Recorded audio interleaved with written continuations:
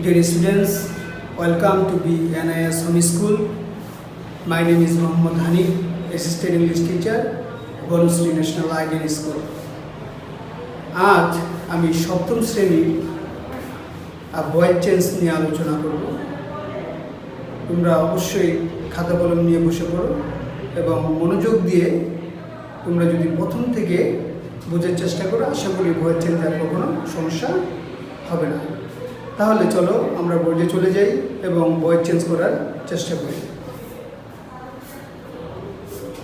প্রথমে voice change, voice কি আমাকে সেটা জানতে হবে। Voice is the form of A verb.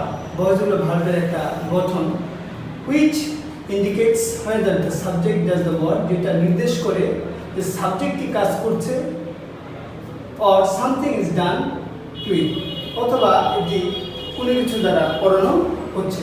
তাহলে ভয়েস হলো যেটা নিজে করছে নাকি অন্যকে দিয়ে করাচ্ছে। ভয়েসকে সাধারণত দুই ভাগে ভাগ করা যায়, একটা হলো অ্যাক্টিভ ভয়েস আর একটা হলো প্যাসিভ ভয়েস। একটা ভয়েসকে সাধারণত যদি আমরা চেঞ্জ করতে চাই বা পরিবর্তন করতে চাই, তাহলে আমাকে সর্বমোট 4টা পরিবর্তন করে আমাকে ভয়েস চেঞ্জ করতে হয়। এখানে যদি আমরা খেয়াল করি যে এখানে একটি ভয়েসে দেওয়া আছে সালমা স্পিক্স ইংলিশ ওয়েল। এখানে ভয়েস অ্যাক্টিভ থেকে যদি আমি প্যাসিভ করতে চাই, আমার সর্বমোট 4টা পরিবর্তন করতে হবে। প্রথমে আমাকে অবশ্যই জানতে হবে সাবজেক্ট, ভার্ব এবং অবজেক্ট। যদি আমরা খেয়াল করি এখানে সাবজেক্ট হলো সালমা, ভার্ব হলো স্পিক্স এবং অবজেক্ট হলো ইংলিশ। তাহলে এই অ্যাক্টিভ থেকে প্যাসিভ করার ক্ষেত্রে সর্বপ্রথম আমার অ্যাক্টিভ ভয়েসের অবজেক্টটিকে সাবজেক্ট করতে হবে। তা আমি অ্যাক্টিভ ভয়েসের অবজেক্ট হলো ইংলিশ, সেটা এখানে নিয়ে আসলাম ইংলিশ। এবং 2 নম্বর হলো খেয়াল রাখতে হবে যে এখানে টেন্স অনুযায়ী অক্সিলারি ভার্ব ব্যবহার করতে হবে। টেন্স অনুযায়ী অক্সিলারি ভার্ব হিসেবে যেহেতু এটা প্রেজেন্ট ইনডিফিনিট টেন্স, সুতরাং এর অক্সিলারি ভার্ব হলো am is are। ইংলিশের সাথে যেহেতু ইজ ব্যবহার করতে হবে, আমরা ইজ ব্যবহার করলাম। 3 নম্বর হলো অবশ্যই ভার্বের পাস্ট পার্টিসিপল ফর্ম ব্যবহার করতে হবে। Speak, spoke, spoken. সুতরাং এখানে ভার্বের V3 ব্যবহার করলাম। অ্যাডভার্বটা যেখানে আছে সেখানে ব্যবহার করলাম এবং সাবজেক্টকে অ্যাক্টিভ ভয়েসের সাবজেক্টকে অবজেক্টে পরিণত করলাম। তার মানে হলো আমি টোটাল 4টা পরিবর্তনের মাধ্যমে একটা অ্যাক্টিভ ভয়েসকে প্যাসিভে পরিণত হলো। আমি আবার বলছি, 4টা পরিবর্তনের মধ্যে 1 নম্বর পরিবর্তন হলো অ্যাক্টিভ ভয়েসের ভার্বের অবজেক্ট প্যাসিভ ভয়েসের ভার্বের সাবজেক্ট হিসেবে ব্যবহৃত হয়। 2 নম্বর অ্যাক্টিভ ভয়েসের সাবজেক্ট প্যাসিভ ভয়েসের ভার্বের অবজেক্ট হিসেবে ব্যবহৃত হয় এবং তার পূর্বে সাধারণত বাই বসে। 3 নম্বর হলো অ্যাক্টিভ ভয়েসের মেইন ভার্বের পাস্ট পার্টিসিপল ফর্ম প্যাসিভ ভয়েসের ভার্ব হিসেবে ব্যবহৃত হয় এবং তার পূর্বে অ্যাক্টিভ ভয়েস এর ভার্বের টেন্স অনুযায়ী অক্সিলারি ভার্বে ব্যবহৃত হয়। যদি আরো সহজ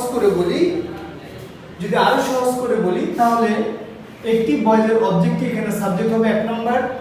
2 নম্বর হলো টেন্স অনুযায়ী অক্সিলারি ভার্ব হবে, এটা যে টেন্সে থাকবে সেই অনুযায়ী। তাহলে আমাকে অবশ্যই টেন্স অনুযায়ী যে অক্সিলারি ভার্বগুলো আছে সেটা জানতে হবে। তাহলে 2টা বিষয়, একটা হলো টেন্স জানতে হবে এবং টেন্স অনুযায়ী কোন কোন অক্সিলারি ভার্বগুলো আছে সেগুলো সম্পর্কে জানতে হবে। তাহলে প্রেজেন্ট, যদি এটা প্রেজেন্ট ইনডিফিনিট টেন্স থাকে তাহলে এর অক্সিলারি ভার্ব হবে am is are। Present continuous tense থাকলে এর অক্সিলারি ভার্ব হবে am being, is being, are being।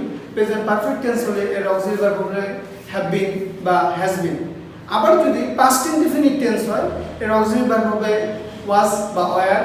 Past continuous টেন্সের অক্সিলারি ভার্ব হবে was being বা were being এবং পাস্ট পারফেক্টের অক্সিলারি ভার্ব হবে had been। ঠিক একইভাবে ফিউচার ইনডিফিনিট টেন্সের অক্সিলারি ভার্ব হবে will be বা shall be। Future continuous tense হবে will be being, shall be being এবং ফিউচার পারফেক্ট হবে will have been, shall have been। সুতরাং আমরা বুঝতে পারছি অবশ্যই আমাকে টেন্স সম্পর্কে জানতে হবে, কিন্তু মাঝে মধ্যে এই টেন্সের স্ট্রাকচার জানার পরেও আমরা অ্যাক্টিভ থেকে প্যাসিভ করতে সমস্যা হবে যদি এটা মডেল অক্সিলারি ভার্ব যুক্ত হয়। আর মডেল অক্সিলারি ভার্ব যুক্ত হলে প্যাসিভ করার ক্ষেত্রে বি ব্যবহার হয়, যেমন can be, could be, would be, should be, will be, must be ইত্যাদি। তাহলে চলো আমরা এখন passive voice with double object. দেখা যায় যে একটা সেন্টেন্সের মধ্যে দুইটা অবজেক্ট থাকে। হি গেভ মি আ বুক, সে আমাকে একটি বই দিল। যদি আমরা এখানে খেয়াল করি যে এখানে দুইটা অবজেক্ট আছে, একটা হলো মি এবং আরেকটি হলো বুক। তাহলে এই দুইটা অবজেক্টের মধ্যে আমি কোন অবজেক্টটিকে নিব, যে আমি দুইটা অবজেক্টকে সাবজেক্ট হিসেবে ব্যবহার করতে পারি। তাহলে এখানে যেহেতু পাস্ট ইনডিফিনিটে আছে, অবজেক্টটিকে আমি প্রথমে সাবজেক্ট করব এবং টেন্স অনুযায়ী এখানে অক্সিলারি ভার্ব হিসেবে ওয়াজ বা ওয়্যার ব্যবহার করতে হবে, আয়ের সাথে ওয়াজ হবে এবং ভার্বের পাস্ট পার্টিসিপল ফর্ম করতে হবে গিভেন। এবং পরবর্তী যে একটা অতিরিক্ত অবজেক্ট থাকবে সেটা এখানে রেখে দিতে হবে বুক, এবং সাবজেক্টটি অবজেক্ট হবে। সাবজেক্ট ছিল হি এবং প্রিপোজিশন যোগ করে বাই হিম ব্যবহার করতে হবে। তাহলে আমরা বুঝতে পারলাম যে সাধারণত সাবজেক্টটি যখন অবজেক্ট করতে হয় আই থেকে মি করতে হবে, হি থেকে হিম, সি থেকে হার, উই থেকে আস, এভাবে সাবজেক্টটির অবজেক্ট পরিবর্তন করতে হবে। আমরা যদি এই বুককে অবজেক্ট হিসেবে নেই তাহলে এটা হবে বুক অবজেক্ট, টেন্স অনুযায়ী অক্সিলারি ভার্ব হলো ওয়াজ, ভার্বের পাস্ট পার্টিসিপল ফর্ম নিতে হবে গিভেন, যেটা রয়ে গেছে সেটা তুমি বাই হিম। তাহলে এখানে আমরা দেখলাম যে দুইটা অবজেক্টই সাবজেক্ট হিসেবে ব্যবহার করা যায়। আমরা এখন passive voice of group verb যুক্ত সেন্টেন্সকে আমরা প্যাসিভ করব। আমাদের একটা বিষয় অবশ্যই জানতে হবে, সেটা হলো যে সবসময় আমরা ট্রানজিটিভ ভার্বেরই প্যাসিভ করতে পারি, ইন্ট্রানজিটিভ ভার্বের কোনো প্যাসিভ হয় না। তাহলে গ্রুপ ভার্ব যুক্ত যে সেন্টেন্সগুলো আছে সেগুলো আসলে অ্যাক্টিভ হিসেবেই ধরা হয়। তাহলে আমরা যদি এখানে খেয়াল করি, he looks at the picture, এখানে লুক অ্যাট এটা একটা গ্রুপ ভার্ব, একটা ফ্রেজ, সেই জন্য গ্রুপ ভার্ব হিসেবে এটাকে আমরা প্যাসিভ করতে পারবো। কিন্তু যদি আমি বলি I go to school, go to এটা কোনো ফ্রেজ না, সেই জন্য এটাকে প্যাসিভ করা যাবে না, এটা একটা ইন্ট্রানজিটিভ ভার্ব।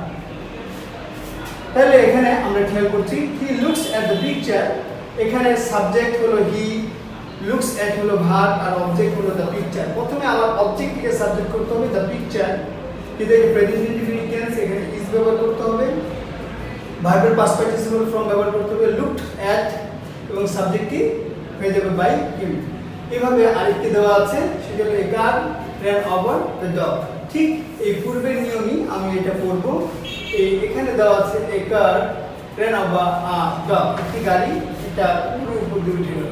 তাহলে এখানে দেখো the dog was, যেহেতু পাস্ট ইনডিফিনিট টেন্স সেজন্য এখানে ওয়াজ ব্যবহার করলাম, ran এর পাস্ট পার্টিসিপল ফর্ম হলো রান, আমরা B3 ব্যবহার করব, run over by a car। এখন আমরা passive voice of factitive object. আমাদের প্রথমে জানতে হবে অ্যাকচুয়ালি ফ্যাক্টিটিভ অবজেক্টটা কি। ফ্যাক্টিটিভ অবজেক্ট হলো যে সেন্টেন্সে একটি অবজেক্ট থাকার পরও আরেকটি অবজেক্টের প্রয়োজন হয়, যে অতিরিক্ত অবজেক্টটি আমাকে অবশ্যই নিতে হয়, তাকে আমরা ফ্যাক্টিটিভ অবজেক্ট বলি। যেমন উদাহরণস্বরূপ উই মেড হিম, যদি আমি বলি যে তাকে আমরা বানালাম বা তাকে সিলেক্ট করলাম, নির্বাচিত করলাম, প্রশ্ন থেকে যে তাকে আমরা কি নির্বাচিত করলাম, তাকে আমরা ক্যাপ্টেন নির্বাচিত করলাম, চেয়ারম্যান নির্বাচিত করলাম, নাকি রিপ্রেজেন্টেটিভ প্রতিনিধি নির্বাচন করলাম, এই বিষয়টি থেকে যায়। সেই জন্য এখানে যে অবজেক্টটি আমার অতিরিক্ত নিতে হয়েছে তাকে আমরা বলবো হলো ফ্যাক্টিটিভ অবজেক্ট। আর ফ্যাক্টিটিভ অবজেক্ট কখনোই সাবজেক্টে পরিণত হয় না। যেহেতু আমরা পূর্বে ডাবল অবজেক্টে আলোচনা করেছিলাম যে দুইটিকেই অবজেক্ট হিসেবে নেওয়া যায়, কিন্তু ফ্যাক্টিটিভ অবজেক্টটি কখনো সাবজেক্ট করা যায় না। তাহলে আমরা এখানে খেয়াল করছি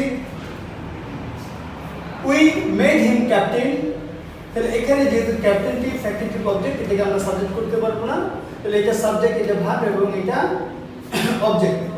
তাহলে হিমটাকে প্রথমে সাবজেক্ট করলাম হি, যেহেতু এটা পাস্ট ইনডিফিনিট টেন্স, ওয়াজ ব্যবহার হয়েছে, এবং ভার্বের past participle form made. Captain, এখানে ক্যাপ্টেনই থাকবে বাই আস। ঠিক অনুরূপভাবে আরেকটি দেওয়া আছে, the teacher called the boy a full.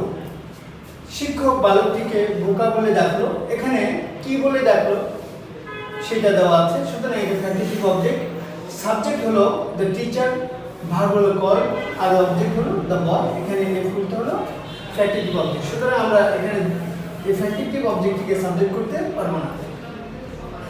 The boy past infinite টেন্সের অবজেক্ট ভার্ব হিসেবে ওয়াজ, ভার্বের পাস্ট পার্টিসিপল ফর্ম কল, এখানে ফুল এখানে থেকে যাবে এবং সাবজেক্টটি অবজেক্টে পরিণত হবে। আমরা এখন যেটা করব সেটা হলো কোয়াসি প্যাসিভ। কোয়াসি প্যাসিভ অর্থ হলো প্যাসিভের মতো।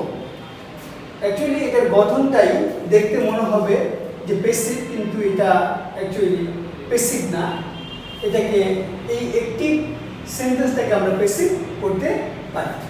এখানে আমরা খেয়াল করছি যে রাইস চিপ, এখানে হয় চালের দাম হয় সস্তা।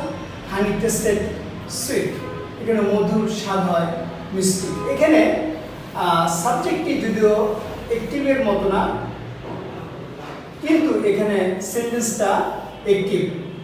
এটাকে তাহলে আমার প্যাসিভ করতে পারি। এতে সাধারণত দুইটা রুলস আছে। সবচেয়ে সহজ যে রুলস সেইটাই আমরা আলোচনা করব। রাইস সেলস চিপ, সাধারণত এটা অবজেক্ট না, এটা একটা অ্যাডজেক্টিভ। এই কোয়াসি প্যাসিভের সাবজেক্টিভ অবজেক্ট বা অবজেক্টিভ সাবজেক্টিভ সিস্টেমটি ফলো করে না। তাহলে আমরা কি করব, শুধুমাত্র ভার্বটাকে চেঞ্জ করব। যেহেতু এটা প্রেজেন্ট ইনডিফিনিট টেন্সে আছে, সুতরাং শুধুমাত্র এখানে লিখব is sold. Rice is sold cheap. ঠিক একইভাবে আমরা হানি টেস্টেড সুইট, যেহেতু এটা পাস্ট ইনডিফিনিট টেন্সে আছে, সেজন্য এখানে আমার ওয়াজ বা ওয়ার ব্যবহার করতে হবে। এটা সাধারণত ওয়াজ হবে যেহেতু পাস্ট ইনডিফিনিট টেন্স আছে। হানি টেস্টেড সুইট, এটা প্রেজেন্ট টেন্সে ব্যবহার করতে হবে এস, সুতরাং এটা ইজ হবে। হানি টেস্ট সুইট, তাহলে এটা honey is tasted sweet present টেন্সে আছে, সেই জন্য এটাকেও আমরা প্রেজেন্ট টেন্সে করব। আশা করি তোমরা বুঝতে পেরেছ। বাসায় অবশ্যই এখানে যে এক্সারসাইজগুলো দেওয়া আছে সেগুলো বাসায় বেশি বেশি অনুশীলন করবে এবং তোমরা অবশ্যই প্যাসিভ ভয়েসটা পারবে। আজ এই পর্যন্তই, সবাইকে ধন্যবাদ।